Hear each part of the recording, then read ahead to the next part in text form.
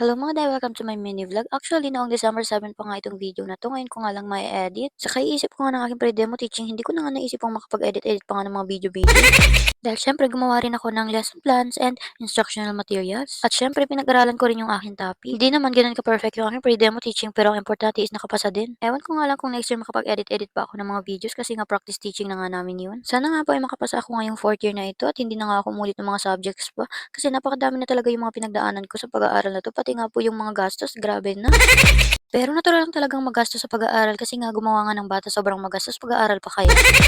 Ayaw ko nga rin talaga noon mag-aral ng college kasi nga hindi ko nga gusto yung kursong education. Pagka-graduate ko nga ng senior high school ay gusto ko na nga talaga noon magtrabaho. Kaya nga lang may problema ako noon sa aking PSA. Ang birth certificate ko is naka-apelyido kay mama tapos yung ginagamit ko is yung apelyido naman ni papa. Kaya hindi rin talaga ako makakapasok ng trabaho sa mga company-company na yan. Sabi nga nila mama sa akin noon ay papaayos nila yung aking PSA basta nga ay mag-enroll nga ako sa college. Nung una nga po ay ayaw ko talaga mag-enroll sa college pero kalaunan ay nakapag-enroll nga rin ako at nagpasama nga ako noon kay mama. Napakalaki nga ng tiwala sa akin ng mga magulang ko pagdating sa aking pag-aaral. Kahit nga maaga ako nag-aasawa ay sinuportahan pa rin nila yung aking pag-aaral. Dahil nga pagka-graduate ko nga noon ng grade 10 ay nakipag-live-in na nga kaagad ako. At sabi nga sa akin noon ni mama is mag-aral nga lang daw ako at susuportahan nga nila yung pag-aaral ko. Kahit nga doon nakapag-asawa na ako ay pwede-pwede pa rin daw ako mag-aral. Buti na nga lang ay hindi ako nabuntis kaagad ng mga panahon na nagsama kami ng aking partner. Hanggang sa natuto na nga rin kami ng mga strategy para nga hindi nga talaga ako mabuntis kaagad. At dahil nga hindi nga rin ako nabuntis kaagad is nakapag-aral nga kami pareho ng aking partner. Dahil nga nung magkakilala kami ng aking partner, hindi pa nga pa siya nakaka-graduate noon ng junior high school. Kaya naman nung magkasama na kami, nagkaroon na siya ng chance para nga makapag-aral. Nakapag-ALS nga po siya, then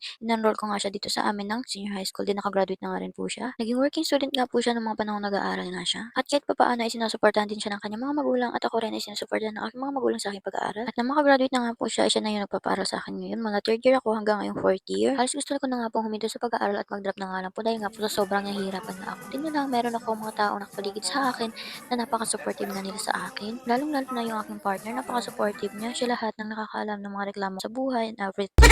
At dati talaga pinapatulan niya yung mga toyo ko pero ngayon talagang hinding-hindi na. Kaya mas lalo kong nilalakasan yung loob ko at iniisip ko talaga maka-graduate nga ako para nga to sa kanila, sa mga taong sumusuporta at nagmahal niya sa akin. At ilang buwan na nga lang ay ga-graduate na ako at sisiguraduhin ko nga talaga makaka-graduate kasi nga ayaw ko na nga umulit yung mga subject kasi hindi ako sanay ng umulit-ulit. At ayun na nga, sabi ko nga sa intro ay mag-edit nga ako ng mini vlog pero story time yung nangyari. Pero hayaan niyo na muna, nakikitsismis nga rin din kayo. At tama na nga 'tong kaka-story time ko, 4:00 na nga ng umaga, edit pa ako ng edit. Nagising pa naman ako ng 12:00 ta's hindi na ako nakatulog kaya ayan ang ending, nag-edit-edit na lang ako. So ayan na nga lang muna, paki-support na lang nitong aking account. Thank you so much for watching. Bye!